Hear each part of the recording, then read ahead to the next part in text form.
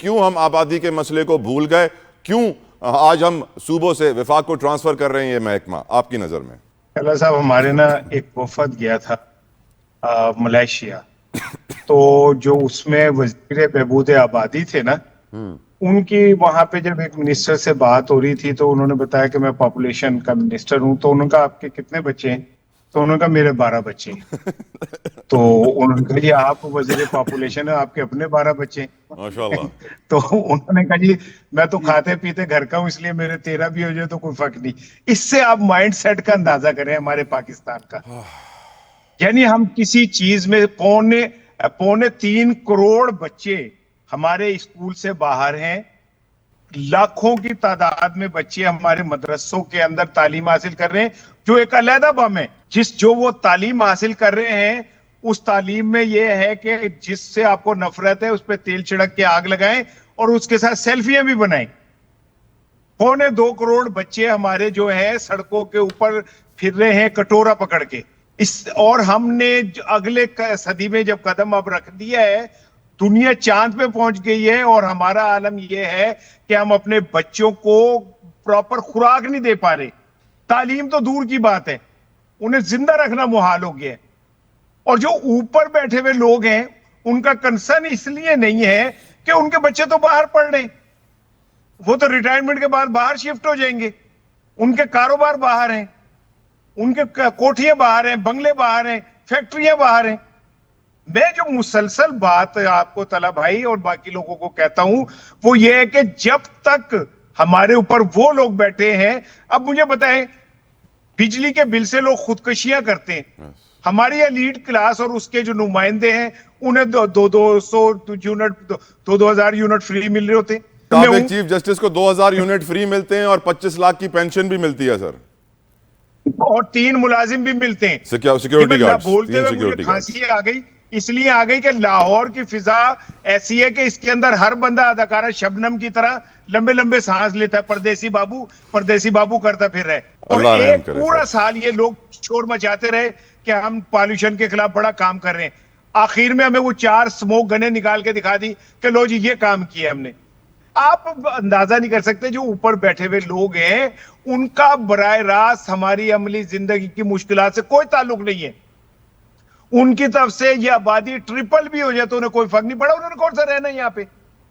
जब वो पाकिस्तान में रह रहे होते तब भी लाहौर के हुक्मरान लाहौर में थोड़ी रहते। अच्छा ये तो बता दें कि हम अपनी आबादी गलत क्यों गिनते हैं राना साहब? इसलिए कि हम गिनती भूल जाते हैं। अभी मैं आपको कहूँ ना कि हमारी आबादी 25 करोड़ 36 लाख 454 है, तो कहते कहते जो है ना वो 37 लाख हो गई होगी। हम कुछ प्रोड्यूस करें ना करें, बच्चे प्रोड्यूस कर रहे हैं टिका के, और उसमें हमें कोई वो नहीं। हम समझते हैं कि यार 8.5 पुत्र होंगे तो बस बड़ी गल है कि पता दुनिया फतह कर लेंगे। लेकिन आप अग्री करते हैं कि अगर हमने अपनी पॉपुलेशन सही गिन ली तो वो जो सियासी जमातों की मौरूसी सियासत की मोनोपोली है वो खत्म हो जाएगी, सीटें बढ़ जाएंगी एमपी एमएनएस की? देखिए भाई, बात यह कि अगर पाकिस्तान को चलाना है तो हकीकत पसंदी पे तो आना पड़ेगा। ये जालसाजी हमारी फितरत का हिस्सा क्यों है? हमने सर अब वो 2 नंबरी में 1 नंबर हासिल किया है सर। हमने सीटों में भी फ्रॉड करना है। 2 नंबरी में नंबर 1 है सर। 2 नंबरी में हम नंबर 1 नहीं, क्योंकि इससे ऊपर कोई नंबर कोई नहीं है हमारे पास। अगर 2 नंबरी का वर्ल्ड कप हो ना, बराह रास्त फाइनल खेले हम और बंदा भी हमारे सामने कोई ना हो। यानी किसी चीज में प्योरिटी नहीं है हमारे। अगर हमने मर्दमशुमारी करनी है उसमें भी फ्रॉड करना है। हमने उसमें भी ये देखना है कि इसको इससे ज्यादा ना मिल जाए, इसको इससे ज्यादा ना मिल जाए, और इसी सारी जिंदगी गुजार के आज पाकिस्तान जहां खड़ा है वो आपके सामने। बिल्कुल ठीक। आज बड़ा एक तारीख साज दिन है। न्यूयॉर्क सिटी के तारीख साज मेयर की इलेक्शंस, जिसमें जोरान हमदानी को फतह मिली। जोरान हमदानी जिसकी मुखालिफत अमेरिका के सदर डोनाल्ड ट्रंप कर रहे थे, इजरायली लॉबी कर रही थी। एक मुसलमान का न्यूयॉर्क का मेयर बनना न सिर्फ मुसलमानों की फतह है, उन लोगों की भी फतह है जिन्होंने गजा के मजलूम फलस्तीनियों के लिए एहतजाज किया था न्यूयॉर्क में। उन स्टूडेंट्स की फतह है जिन्होंने अमेरिका में इस जेनोसाइड के खिलाफ अपनी यूनिवर्सिटियों में बड़े बड़े एहतजाज करे गिरफ्तारियों का सामना किया था। पूरी दुनिया में उन मुसलमानों की फतह है जो मुसलसल ये आवाज उठा रहे थे कि इजराइल दहशतगर्द है, और आज अमेरिका की 52% आबादी इस बात को तस्लीम करती है कि इजराइल दहशतगर्द है। ये एक बहुत बड़ी फतह है। इसके ऊपर अपने हमारे एक्सपर्ट्स की क्या राय है जानेंगे। आई विल स्टार्ट विद इसार राना साहब। इसार राना साहब, आपकी नजर में जोरान हमदानी का मेयर बनना न्यूयॉर्क का किस की फतह है? सबसे पहले तो मैं अपने हरदिल अजीज शहबाज शरीफ साहब से इज़हार ताज़ियत करूंगा वो क्यों? कि उनके हरदिल अजीज लीडर डोनाल्ड ट्रंप साहब जो हैं वो अपने मुल्क में बड़ी बुरी तरह बिस्त हुए। ओके। और पता नहीं अब उनको, मेरा ख्याल है कि दिलजोई के लिए शहबाज शरीफ साहब को चाहिए कि वो तीसरी बार उनके लिए अमन अवार्ड का ऐलान कर दें कि इन्हें मिलना ही चाहिए। बिल्कुल इस सही। शिकस्त के ऊपर भी मिलना चाहिए। जिस शख्स को उसके अपने मुल्क की आवाम जो है रद्द कर रही है, हम उसे सलूट मारते फिर रहे हैं। ऐसे कहें ना सर कि और टैक्स ये पेयर के पैसे नफरत से जो है अमेरिका का एक और दौरा कर लें। बिल्कुल नहीं कह रहे।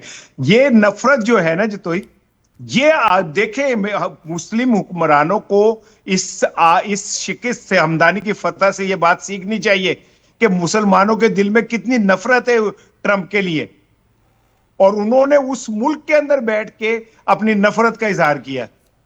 वो तो शुक्र है कि वहां पे हमारे क्या कहते हैं इलेक्शन कमिश्नर साहब नहीं थे, नहीं तो मैं देखता हमदानी कैसे जीतता है और कैसे ट्रंप का मुखालिफ जो है उसकी हुकूमत के दौरान ही जीत आप जाता कह है। रहे हैं कि सिकंदर उसकी सुल्तान नस्ल बढ़ राजा गई है अगर इलेक्शन कमीशन ऑफ यूएसए में होते तो हमदानी का जीतने का मौका ही नहीं मिलता, फॉर्म 47 से वो हार जाते। मैं कहता हूं उसको काजी फायज ईसा को चाहिए, अमेरिका को ले ले, और राजा सिकंदर साहब को, और कोई और जीत के दिखा दे, मैं मान जाऊंगा उसे।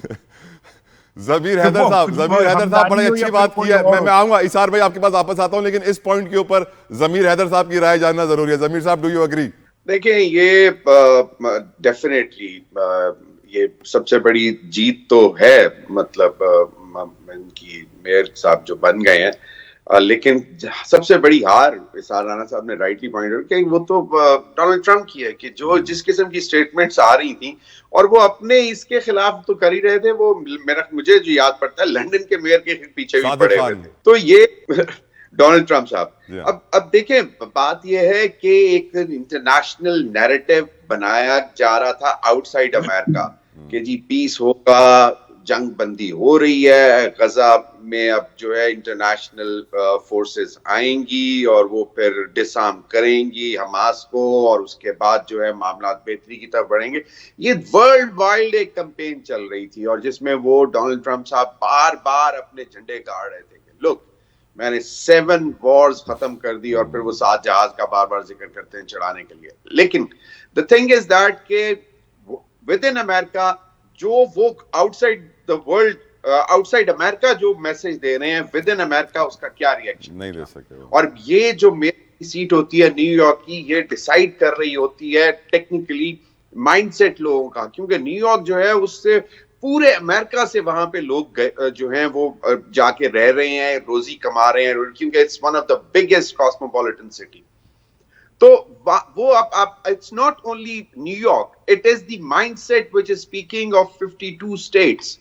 तो ये चीज मेरे हिसाब में लोगों को अब अंदाजा हो जाएगा कि अभी जितनी भी जारियत की गई है, यूनिवर्सिटी स्टूडेंट्स के खिलाफ डिपोर्ट किए जा रहे हैं, जिन्होंने भी फलस्तीनियों के हक में काम किया, उनके साथ जो किया गया वो सबको नजर आ रहा है।